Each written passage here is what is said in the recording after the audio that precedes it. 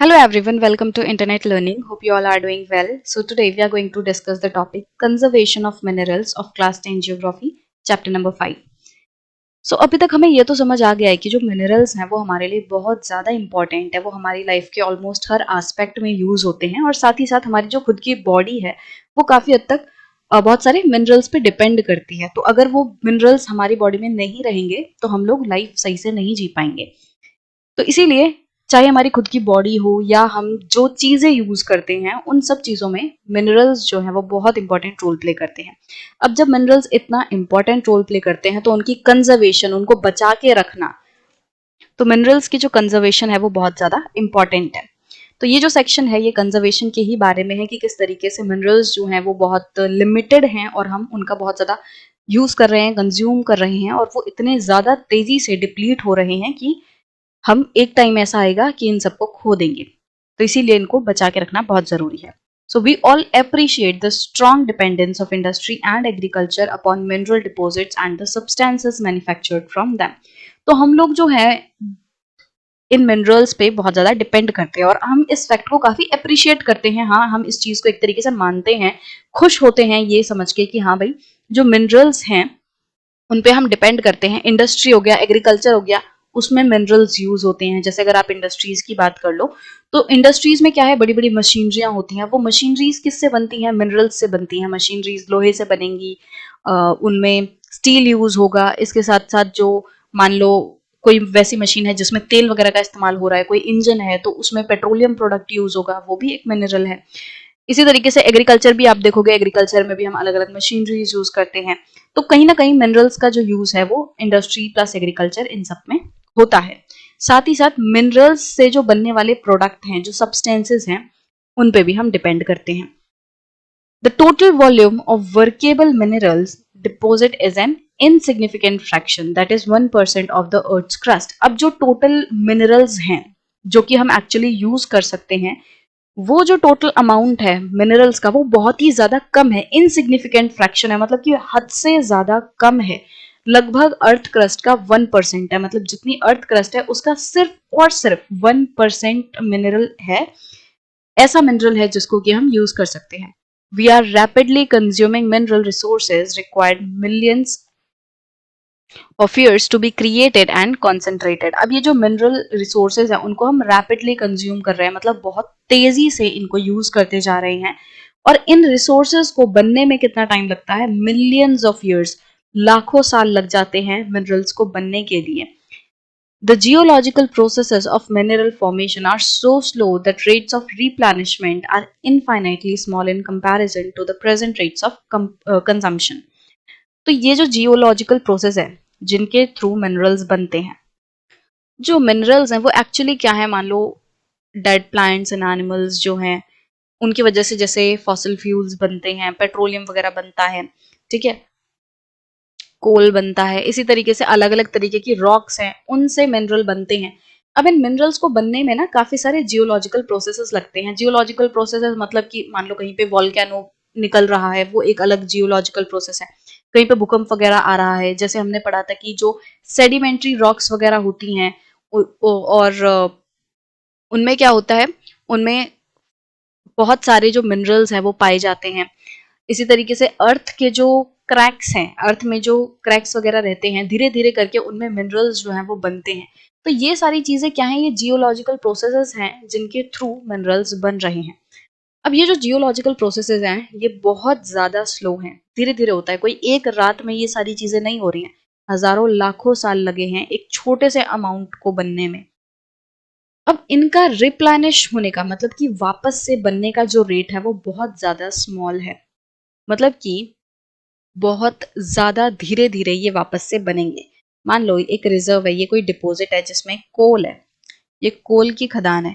अब हमने क्या किया, हमने इसमें से डायरेक्टली कोल जो है निकाल लिया। हमने बहुत ज्यादा कोल निकाल लिया, हम निकालते गए। अब ये जो जितना कोल था, मान लो ये पूरा खत्म हो गया। अब इतने ही अमाउंट को बनने में ना अभी हजारों लाखों साल लग जाएंगे।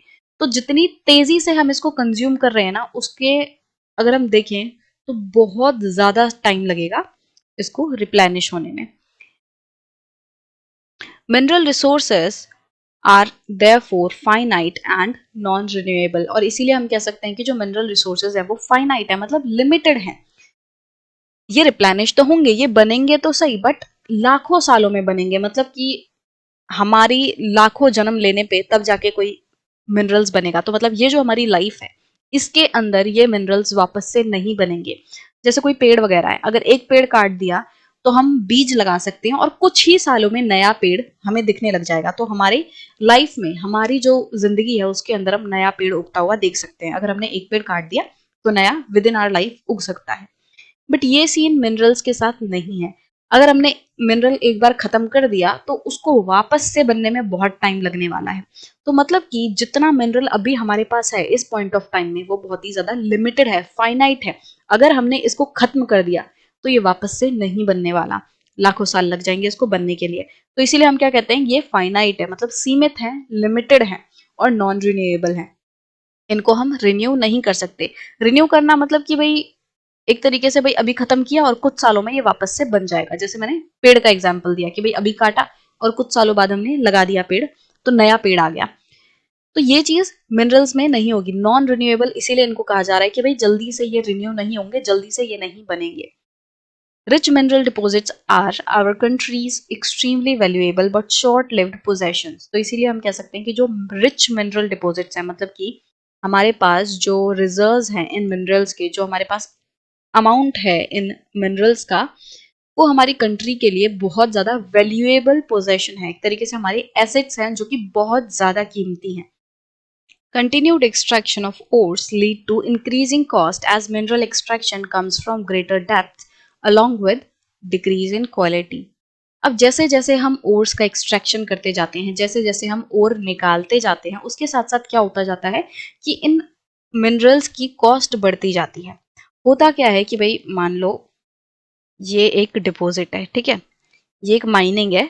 अब इसमें से हमें मिनरल जो है निकालना है। अब मिनरल जो है मान लो ऐसे भरा पड़ा है यहाँ तक। अब एग्जैक्ट तो भरा नहीं होगा, पर हाँ आप ऐसा समझ लो इस लेवल पे यहाँ तक है। अब हमने क्या किया, हमने इसको निकाला, इस मिनरल को निकाला। धीरे धीरे करके क्या हो गया, इस मिनरल का लेवल जो है वो कम होने लग गया। अब ये जितनी आसानी से दिख रहा है, जितना आसान मैंने बना दिया, एक्चुअली तो इतना आसान नहीं होता भाई। जमीन के अंदर मिनरल्स ऐसे तो दबे नहीं होते, ओर्स वगैरह रहती है, उनको खोदना पड़ता है। टनल्स वगैरह में से लोग जो हैं वो जो मिनरल्स हैं उनको निकालते हैं। तो काफी ज्यादा दिक्कत का काम होता है। भले ही अगर ये जो ऊपर वाला लेवल है, ये जो ऊपर वाला लेवल है, इससे मिनरल्स को निकालना ही काफी ज्यादा मुश्किल है। अब जैसे जैसे ये अंदर होता जाएगा, जैसे जैसे ये गहरा होता जाएगा, इसका लेवल नीचे होता जाएगा, वैसे वैसे और मुश्किल होता जाएगा इन मिनरल्स को निकालना। और होता क्या है कि ऊपर वाला जो लेवल है उसमें अच्छी क्वालिटी का मिनरल हमें मिलता है, और जैसे जैसे हम नीचे नीचे जाते जाते हैं वैसे ही जो क्वालिटी है वो बेकार होने लगती है। तो ऊपर अच्छी क्वालिटी मिलेगी और नीचे इतनी अच्छी क्वालिटी नहीं होगी। तो क्या हो गया कि जैसे जैसे हम अंदर जाएंगे मिनरल को निकालना मुश्किल होगा। मुश्किल होगा मतलब कि उसमें ज्यादा लेबर लगेगा, उसमें ज्यादा टेक्नोलॉजी लगेगी, ज्यादा जान माल की हानि होने का डर रहेगा। उस सब की वजह से क्या होगा, ज्यादा मात्रा में मिनरल नहीं निकल पाएगा, बहुत दिक्कतें आएंगी। तो भले ही गंदी क्वालिटी का है बट फिर भी उसको निकालना बहुत मुश्किल होगा। अब क्योंकि मुश्किल होगा उसकी वजह से क्या होगा, उसकी कीमत बढ़ती जाएगी, उसमें कॉस्ट ज्यादा लगेगी। भाई ज्यादा लोगों को लगाना है, ज्यादा नई मशीनरी लानी है, नई तरीके की टेक्नोलॉजी लानी है, उन सब चीजों में क्या लगेगा, पैसा लगेगा, उसमें कॉस्ट इंक्रीज हो जाएगी। ठीक है। और दूसरा क्या हो रहा है कि भाई जैसे जैसे हम अंदर जाते जाएंगे क्वालिटी डिक्रीज होगी, तो अच्छी क्वालिटी का भी नहीं मिलेगा। तो अभी हमारे साथ क्या हो रहा है कि भाई लो क्वालिटी और हाई कॉस्ट हो रहा है, कि मतलब अब हमें ज्यादा पैसा देना पड़ेगा तब जाके हमें बेकार क्वालिटी वाला जो मिनरल है वो मिल पाएगा। जब हम ऊपर से निकाल रहे थे तब अच्छी क्वालिटी थी, गुड क्वालिटी थी, और पैसा जो है वो लो था, मतलब बहुत ज्यादा पैसा नहीं देना पड़ता था इसके कंपैरेटिव अगर हम देखें। तो जैसे जैसे हम नीचे जाएंगे, जैसे जैसे डेप्थ बढ़ती जाएगी मिनरल की, वैसे वैसे कॉस्ट जो है उसकी बढ़ती जाएगी और क्वालिटी उसकी डिक्रीज होती जाएगी। A concerted effort has to be made in order to use our mineral resources in a planned and sustainable manner. तो अभी हमने देखा कि किस तरीके से जो हमारे मिनरल्स हैं वो काफी लिमिटेड हैं और हम बहुत तेजी से उन मिनरल्स को निकालते जा रहे हैं, कंज्यूम करते जा रहे हैं। अब इनको जो रिप्लेनिश करना है, इनका जो एक तरीके से रीस्टोरेशन है वो बहुत ज्यादा मुश्किल है। और इसीलिए हमें इस तरीके से एफर्ट्स लगाने पड़ेंगे, इस तरीके से इंतजाम करने पड़ेंगे जिससे कि हम रिसोर्सेज को यूज भी कर लें और वो सस्टेनेबल भी हो। मतलब कि ऐसा ना हो कि सारे रिसोर्सेज को हम एक साथ खत्म कर दें और हमारी जो आने वाली जनरेशन है उसके लिए कोई भी रिसोर्स ना रहे। तो ऐसी सिचुएशन हमें नहीं करनी है, हमें इस तरीके से रिसोर्सेज का इस्तेमाल करना है ताकि हम खुद भी यूज कर लें और जो रिसोर्सेज है वो खत्म भी ना हो। Improved technologies need to be constantly evolved to allow use of low grade ores at low cost. अब हमें इस तरीके से टेक्नोलॉजीज जो है इम्प्रूव करनी पड़ेगी, नई नई टेक्नोलॉजी का इस्तेमाल करना पड़ेगा ताकि जो लो ग्रेड ओर है उसको भी हम लो कॉस्ट पे ला सके। अभी मैंने आपको बताया ना कि भाई जैसे जैसे हम अंदर जाएंगे, जैसे जैसे जो गहराई है बढ़ती जाएगी ओर निकालने के लिए, वैसे वैसे उसकी कीमत भी बढ़ती जाएगी, उसकी कॉस्ट बढ़ती जाएगी। तो क्या हो रहा है कि जो लो क्वालिटी की ओर है वो हमें ज्यादा कॉस्ट पे मिल रही है, उसकी कॉस्ट हाई है। तो हमें कुछ इस तरीके से टेक्नोलॉजी यूज करनी पड़ेगी जिससे कि ये जो लो क्वालिटी वाली मिनरल है इसको भी हम लो कॉस्ट पे ही यूज कर सके, इस्तेमाल कर सके। इसके लिए बहुत ज्यादा पैसा हमें ना खर्च करना पड़े। रिसाइकलिंग ऑफ मेटल्स, हमें जो मेटल्स है उनको रिसाइकल करना है। मतलब कि अगर एक बार यूज कर लिया तो उसको वापस से उसको चेंज करना, उसको ट्रांसफॉर्म करना, इस तरीके से रिसाइकल करना है। मतलब जैसे होता है ना कि मान लो अभी कोई टिन का डब्बा है या फिर मतलब मान लो लोहे का कोई डब्बा है। अब लोहा एकदम से तो खराब नहीं होगा, हमने यूज कर लिया, अब हमारे काम का नहीं है। उसको हम किसी जो रिसाइकलिंग वाली जगह है जहाँ पे लोहा रिसाइकल होता है वहां पे हम उसको दे सकते हैं। और वो जो पर्सन है वो क्या करेंगे, ये जो डब्बा है लोहे का इसको पिघलाएंगे और उसको पिघला के नया कोई चीज बना देंगे लोहे की। तो इस तरीके से रिसाइकल किया जा सकता है। ठीक है, इसके साथ साथ हमें क्या करना है, using scrap metals and other substances are steps in conserving our mineral resources for the future.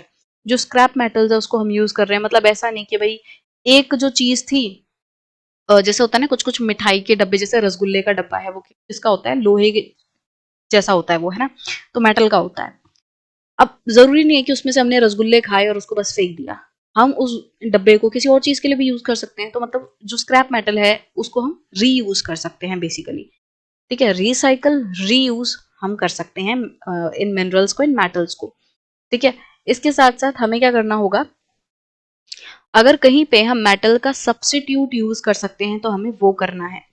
जैसे अगर मतलब मान लो कहीं पे लोहे की जरूरत है वैसे, बट लोहे के बजाय किसी और चीज से भी काम चल सकता है। ठीक है, तो हम क्या करेंगे कि भाई हम दूसरी चीज यूज कर लेंगे, लोहे को यूज नहीं करेंगे।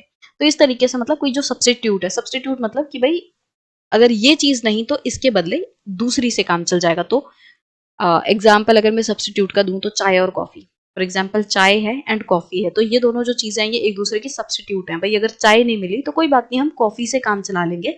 तो कॉफी जो है वो चाय का सब्स्टिट्यूट है, अगर ये नहीं तो इससे काम चल जाएगा। तो ये एक दूसरे के सब्स्टिट्यूट है।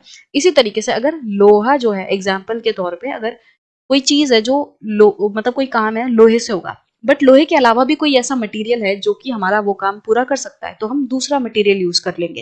तो इस तरीके से हमें सब्स्टिट्यूट का इस्तेमाल करना है ताकि हम हमारे जो मिनरल्स हैं उनको कंजर्व कर पाए, फालतू में वेस्ट ना करें, ताकि ये जो हमारी बहुत ज्यादा इंपॉर्टेंट पोजेशन है, हमारे वैल्यूएबल जो एसेट्स हैं ये खत्म ना हो जाए।